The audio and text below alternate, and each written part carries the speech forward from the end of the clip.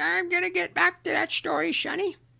Just, just you listen to Boomer, great one. He's gonna tell you about how it was back in the olden days, back before fire, back when we walked uphill for everything. In fact, we didn't even have a concept of downhill because there was no downhill. Everything was uphill. We thought that was normal. We didn't even have a word for it because there was no alternative. It was uphill all the time. You just need to reach down and grab yourselves by your bootstraps and pull yourselves up, Sonny. Because when I was your age, I bought a house for $25,000.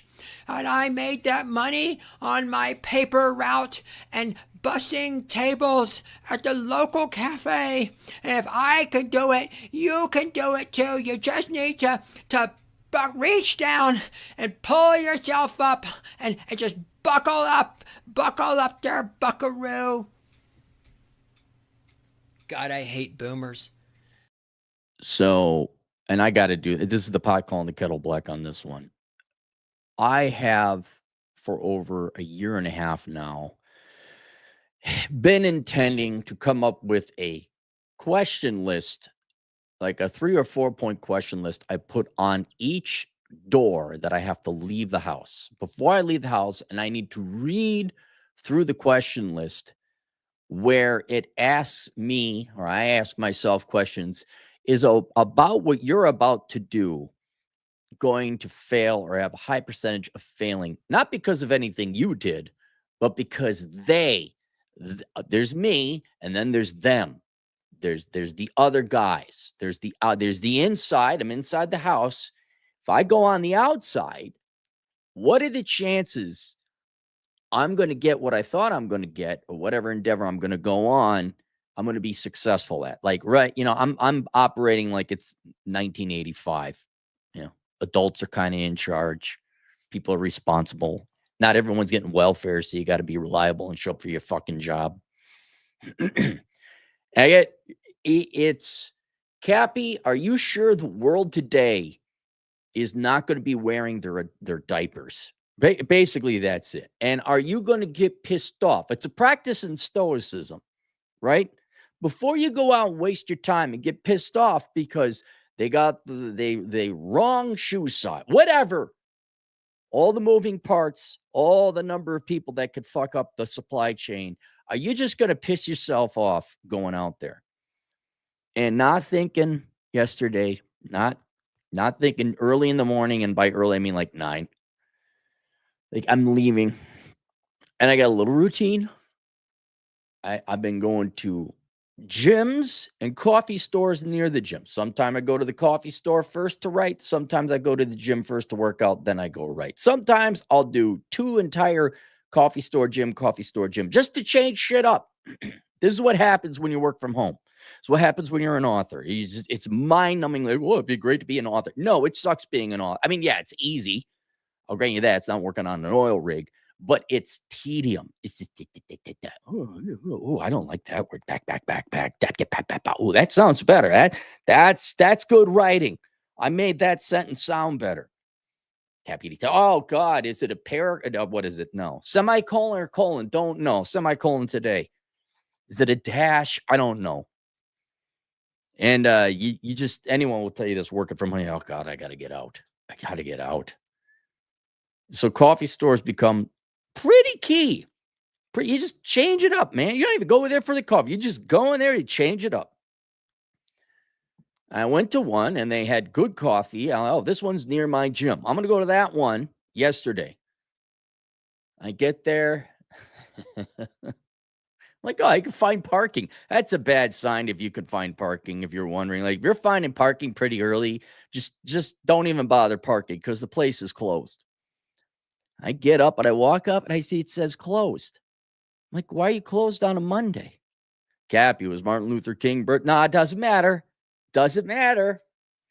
You're a coffee store. It's Monday morning. And then I look, and this is where we're going to talk now about millennial store hours, where essentially you set the store hours for the business owner, not for the public or your customers. I understand there's got to be a balance, but I think millennial store hours could be best described as Argentinian banker hours. A friend of mine went to Argentina, and I guess at the time she was visiting Argentina, you had to go between 10 and 2. That's only when the banks were open. You want to talk about banker hours? 10 to 2. 4 hours. We got the vino, and we buy lar, and we know how to live the life. Americans, Westerners, global people, lend us billions of dollars, and then we won't pay you back. We are the Argentinian. We know how to live the life and drink the vino. I don't know why some more Italian than Spanish. And that's kind of what it is. I've seen it, like, we're not open Monday, Tuesdays. Motorcyclists do that. I can see the motorcyclists kind of doing that. Not a lot of traffic on motorcycle repair shops. They go ride on the weekend, or they go work on the weekend because a lot of people have to. That's when they can bring in their bikes, and then the Monday, Tuesday off. So I can understand that.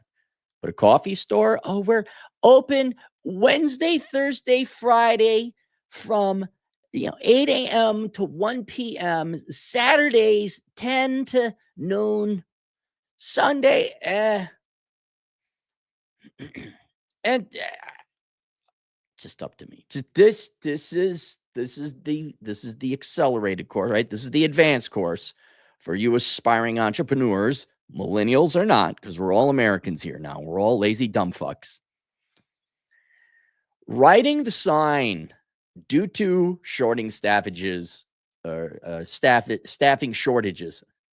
Due to staffing shortages, we are closed. The little handwritten sign that we've all seen, you don't update your Google listing, do you? Saying we are closed. You don't do that. So you make everyone drive to your place, only to find out, tape, sign, la, la, la, la, la, la, la. People are going to say, well, you're not. I've thought there's been a couple places out in Rapid City I've seen that happen, and those places are not open anymore. Look, you either are doing 40 hours a week, okay, or you're not.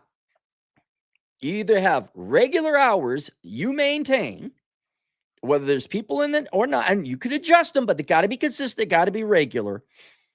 But there's none of this horse shit.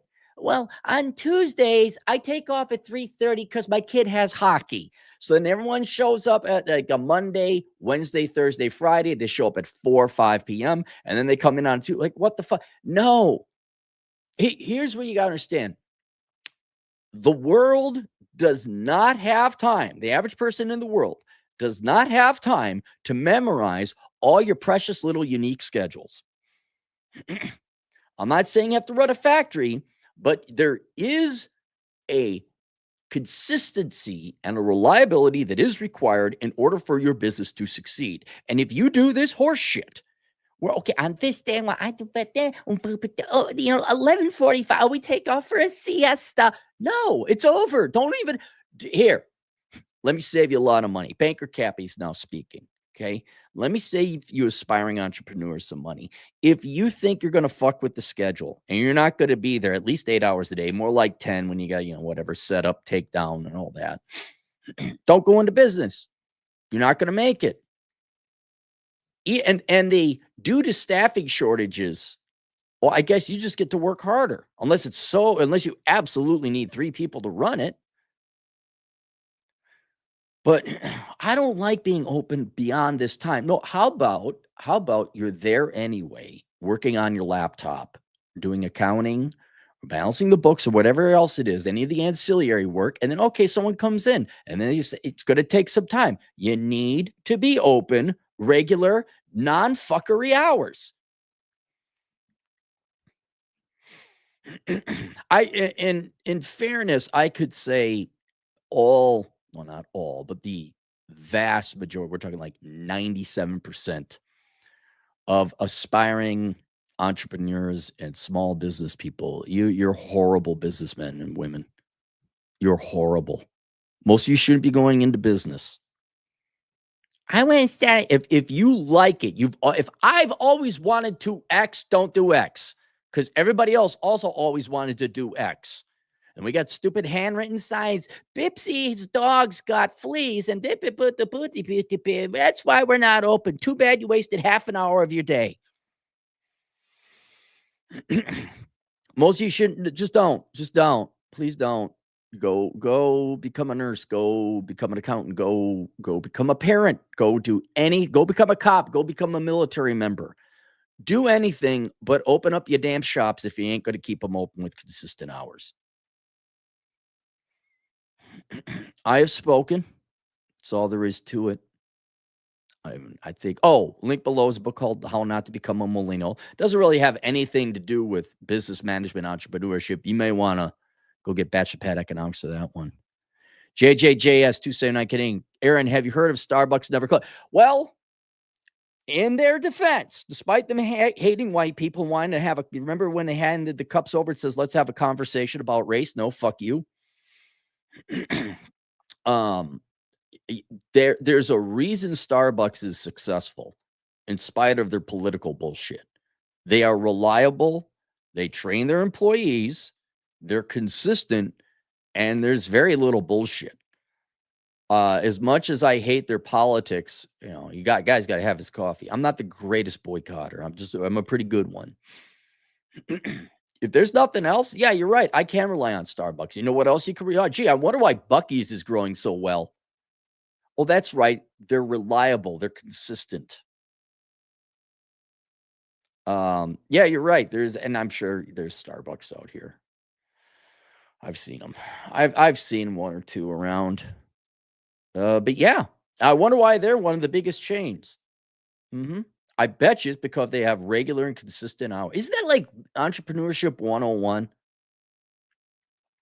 Paulie Baseman, 10 British pounds. Sorry, Cappy. Here are your Christmas shekels I neglected to send you. I don't need shekels. How about you do a teardown on Chancellor? I'm an economist. Rachel from Accounts Reeves.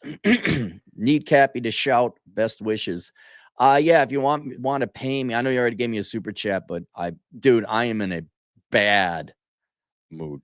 Pretty bad spot Cappy's in this time of year right now. Not because of the season, but I got taxes to do. I got to write, and I'm dealing with some other shit.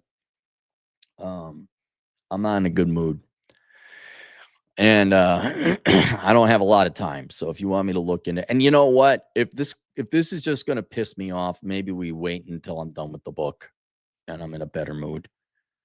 I don't have time to listen to another, Gen X bitch with her fucking joke of a degree and never set her foot in the private sector. And let me guess, Paulie, her solution is more of other people's money. Is that the solution? Is that it? Is there we borrow more, we print off more money, more of other people's money? Is that what it is? Is that her recommendation? She's an economist. I know. So is Paul Krugman. All right. That's it. I'll see you guys later. Toodles.